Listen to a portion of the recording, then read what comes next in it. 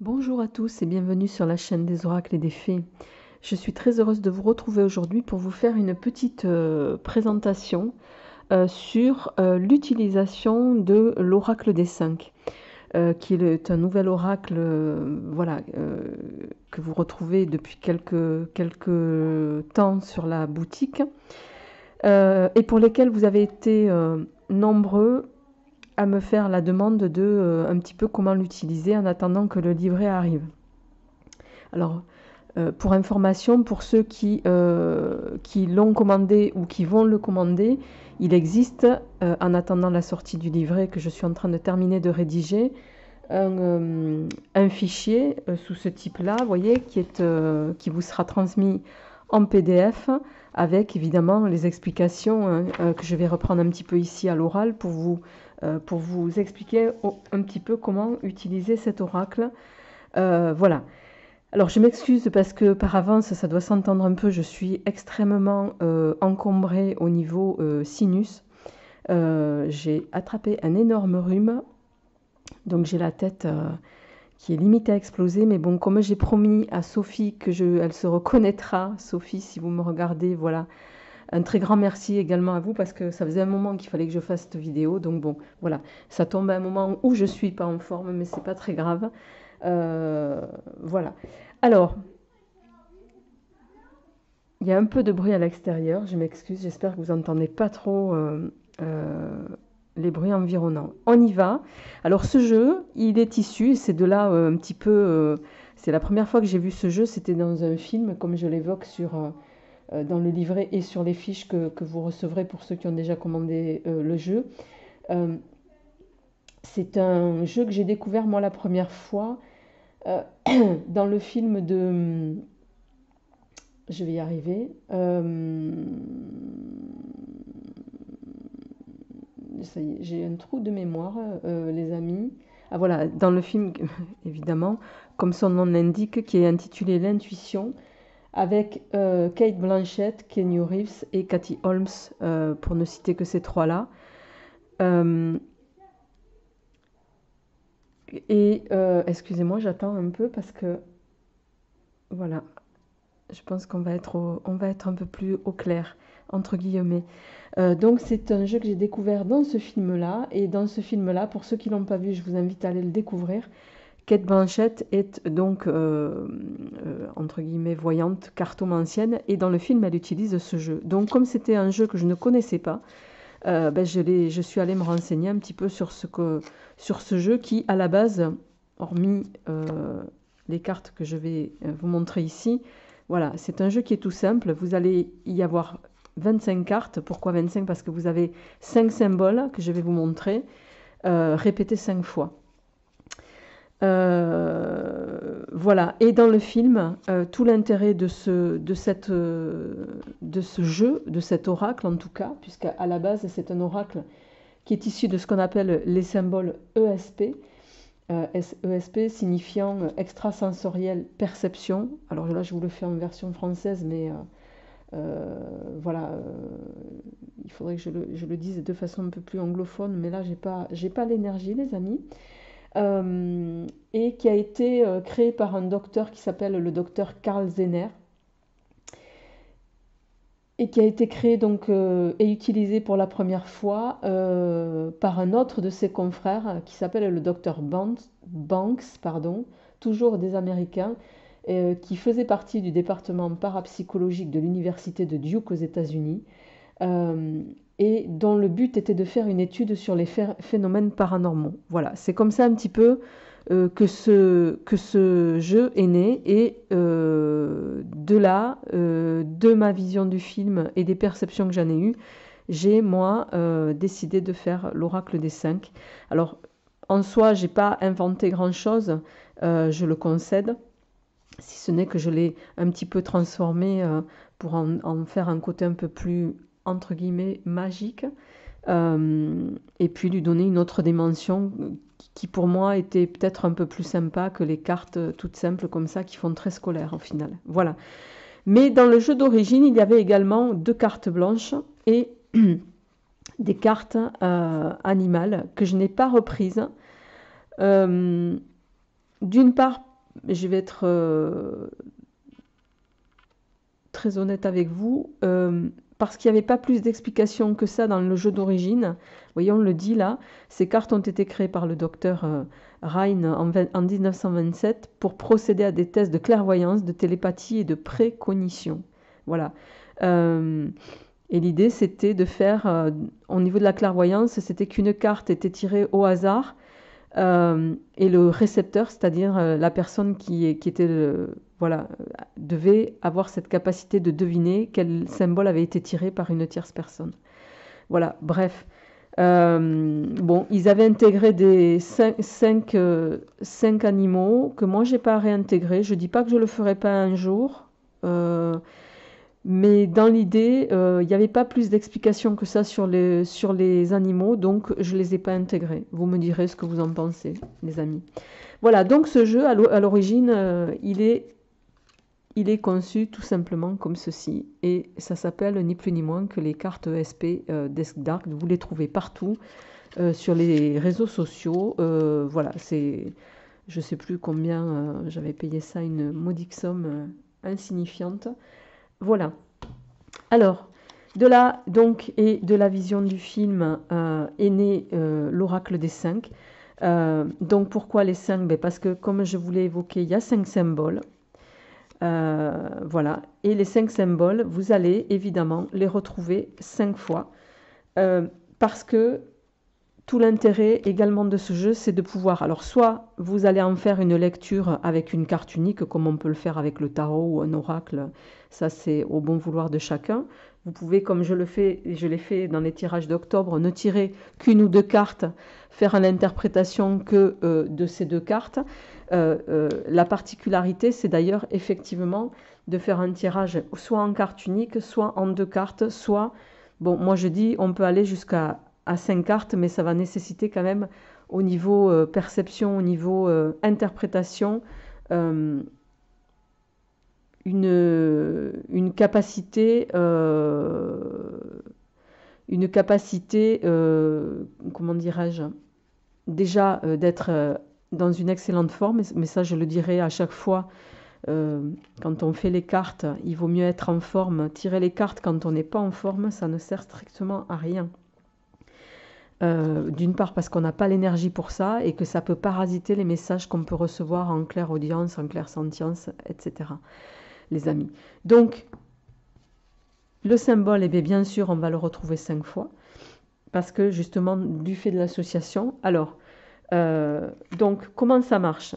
Vous tirez soit une carte, comme je viens de l'évoquer, et vous en faites l'interprétation. Là, si je prends le carré ici, ça va symboliser tout ce qui est équilibre, solidité, énergie positive. Bon, on mesure bien que le carré, ça représente aussi le chiffre 4. C'est pour ça qu'avec ce jeu-là, il y a aussi une forme de... On migre sur la numérologie. Donc, il n'y a pas que l'interprétation du signe en lui-même, voilà, ou du dessin, comme je dis. Moi, j'ai voulu y rajouter des couleurs pour donner un côté un peu plus peps, je dirais. Bon, là, ce que eux ils appellent, il n'y a pas de nom pour ce symbole-là. Moi, je l'ai appelé, pardon, le symbole de l'eau. C'est pour ça que j'ai fait mettre un petit peu la couleur bleue à Laurie, qui est mon illustratrice, enfin, qui n'est pas mon illustratrice, qui est l'illustratrice avec laquelle je collabore, pardon. Voilà, avec laquelle on a pensé à mettre le bleu. L'étoile, 5 branches, là on va trouver aussi en numérologie le chiffre 5. Le côté vert, ben moi c'était pour le côté un peu harmonie, un peu chanceux aussi de l'étoile, le côté lumineux. Le cercle, bon, je suis partie sur du rose un peu fuchsia, avec ce côté un peu doré en fond parce que ça représente... Le cercle, ça va représenter tout ce qui est un cycle. On commence un cycle et on en termine un. Donc, on est dans une forme de naissance, mais aussi de protection. On est dans sa bulle. Voilà, l'interprétation des cartes, je ne vais pas forcément y rentrer plus en avant que ça ici. L'idée, c'est de vous dire comment utiliser ce jeu et comment il fonctionne. Parce qu'une fois qu'on sait l'appréhender, effectivement, à interprétation, ça donne des tirages qui sont assez puissants. Et qui peuvent tout à fait se compléter avec, bon, moi je le complète souvent avec le tarot, avec une ou deux cartes en amont du tirage du tarot. Et en général, on est bien en adéquation. La croix ici, alors même si elle est symbolisée par ce côté sombre, la croix, elle va évidemment toucher à la spiritualité. Elle va toucher également à tout ce qui est rencontre. Pourquoi? Parce qu'on a un croisement de deux traits, de deux lignes. Et donc là, on va toucher aussi en numérologie au chiffre 2, qui pour moi va converger vers la dualité aussi, vers l'union, vers cette forme de convergence aussi de deux choses. On se retrouve.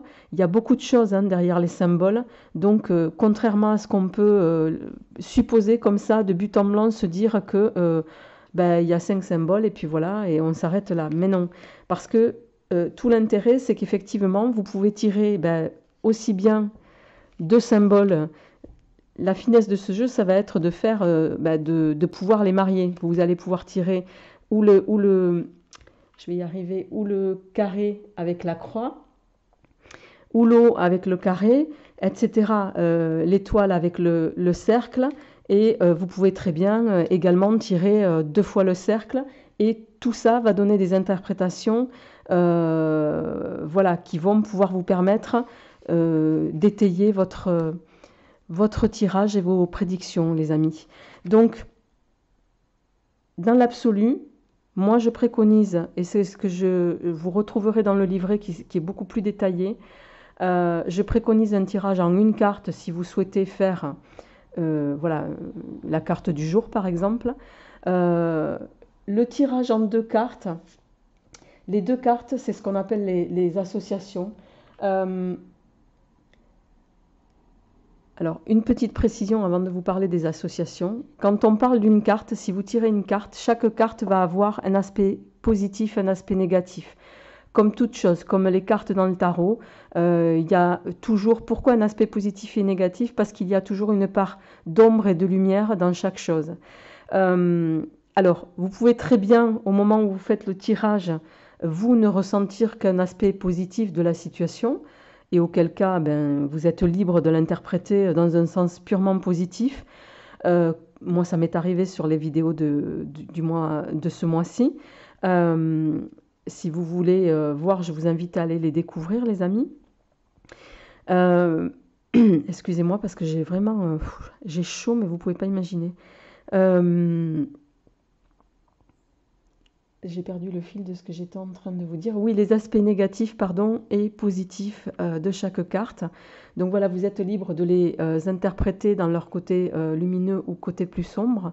Ça, je vous laisse voir en lien avec votre intuition, en lien avec vos ressentis, en lien avec la situation, avec les cartes que vous aurez sur la table.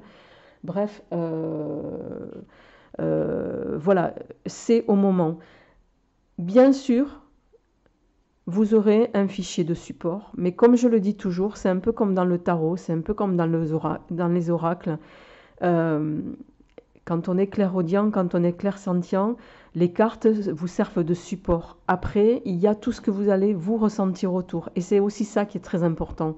Vous allez démarrer avec ce fil conducteur, mais voilà, ça doit vous amener à une interprétation qui vous est propre également. D'accord ? Donc, si je dois par exemple prendre voilà, le cercle et la croix, par exemple, dans l'interprétation des associations, ça va représenter des conflits qui pourraient subvenir, par exemple, au sein d'un clan, au sein d'une entité, mais dans tous les cas, avec une forme de protection, vous voyez. Donc, c'est des conflits qui pourraient être éphémères. C'est le cercle avec la croix, c'est cette capacité à surmonter les difficultés, étouffer le mal dans l'œuf. Vous voyez l'interprétation qu'on peut en faire. Donc c'est vraiment, ça peut aller jusqu'à très loin. C'est pour ça que si Mettre plusieurs cartes. Bon, moi, dans le livret, je disais tout à l'heure, je vais jusqu'à 5, voire 7 cartes, je crois, en interprétation. 5 cartes, c'est sûr, puisqu'il y a les cartes de base, mais vous êtes tout à fait libre d'en rajouter 2 derrière si vous le souhaitez. Mais plus vous allez en rajouter, plus ça va complexifier votre guidance. Moi, je m'arrêterai à 5 cartes. Soit vous faites les cartes uniques, les 2 cartes, comme c'est préconisé. La numérologie, si vous voulez faire la numérologie, vous êtes libre. La numérologie, je vais vous en parler aussi également après, voilà, qui est très simple à déceler dans les cartes, avec les 5 symboles de base. Hein. Mais voilà, plus vous allez étayer, donc l'idée c'est, je vais faire un exemple, on va prendre donc le jeu dans son ensemble, et en admettant que voilà, vous mélangiez votre jeu et vous décidez de tirer 2 cartes. On va partir sur 2 cartes, d'accord? Allez, hop, on en prend une, on en prend 2. Ici, donc, on va avoir le carré, avec cette notion de stabilité, et le cercle, avec cette notion de nouveau démarrage. Alors, par rapport à un projet, c'est pour ça que quand j'ai parlé tout à l'heure de quelque chose, si vous tirez de l'oracle ou du tarot en parallèle, ça peut vous donner effectivement une bonne base par rapport à ça. Donc, j'espère, Sophie, que je suis claire, parce que comme je suis un peu dans un nuage cérébral, je ne vous cache pas, avec le traitement de cheval que je prends là, j'espère que je ne me perds pas dans les explications. Vous me le direz en commentaire. Si ce n'est pas clair, les amis, je referai une vidéo à un moment où je serai un peu moins nébuleuse, entre guillemets. Donc Sophie, n'hésitez pas à me dire si ça n'a pas été suffisamment clair. Mais bon, le fait est que moi, je préconise le tirage d'une carte au quotidien. Si vous voulez en tirer plus, tirez-en 2. C'est ce qui est préconisé dans ce jeu à l'origine, c'est de faire les associations avec uniquement 2 cartes. Ensuite, la préconisation dit que vous pouvez partir sur directement la numérologie sans parler d'étayer jusqu'à 3, 4 ou 5 cartes. L'étayage à 3, 4, 5 cartes, voire davantage, c'est moi qui l'ai souhaité dans le jeu que j'ai créé. Donc ça n'engage que moi. Si vous vous sentez libre d'en tirer davantage, ben vous le faites en fonction de ce que vous ressentirez, des interprétations et de la connaissance que vous aurez eue avec les fiches que je vous aurai délivrées et les explications que vous y allez y trouver dessus, hein, les amis. Mais voilà, en tout cas, ce que je voulais vous dire par rapport à ce jeu. Donc carte unique, association, et maintenant on va parler, ou davantage, et maintenant on va parler on va passer à la numérologie. Alors la numérologie, on va prendre donc les 5 symboles et la croix et l'étoile, pardon. Donc on va partir en fait comme ça, de but en blanc. Ici, le cercle va représenter le chiffre 1. Ben, pourquoi 1? Parce que vous voyez, il n'est pas complètement fermé. On le voit peut-être pas bien. Il est, vous voyez, volontairement, on a laissé une ouverture. D'accord? C'est un cercle, mais qui n'est pas complètement fermé. Donc ça, donc là, sur la symbolique, on va être sur le chiffre 1, qui va évoquer bien sûr tout ce qui est commencement, début de quelque chose, mais aussi il y a cette notion de derrière cette numérologie, de capacité à se réaliser.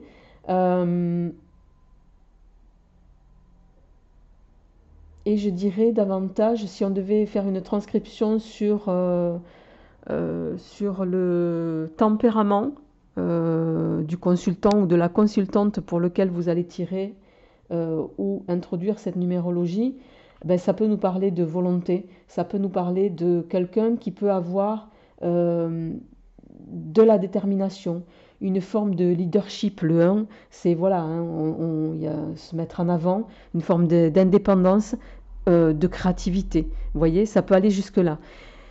Le 2, ben, c'est la croix. On a 2 traits qui se croisent. Le 2, ça va représenter l'association, l'union, une forme de dualité. Dans la transcription, qu'est-ce que ça signifie? Ça va signifier une capacité à, je dirais, à s'unir, une capacité à collaborer avec les autres, une capacité à, euh, une capacité à, je sais plus ce que je disais, à être à l'écoute aussi. Euh, et dans la transcription, ça pourrait se traduire comme étant, euh, comment je le traduirais ici?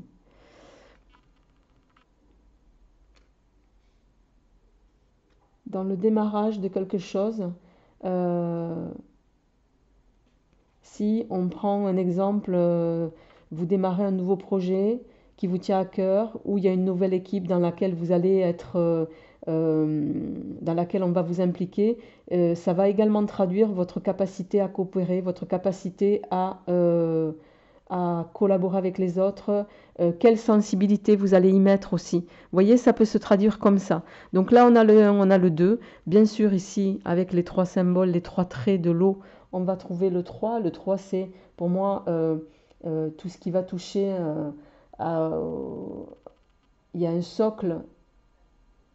Alors, je ne veux pas faire le parallèle avec, puisque le 4 vient juste derrière, mais c'est un avant-goût pour moi, le 3, de la stabilité. Donc, c'est un démarrage de sociabilité peut-être, un socle avec trois pieds, une forme d'enracinement, d'accord. Le 3, c'est aussi la communication, c'est aimer le goût du contact avec les autres, c'est tout ça.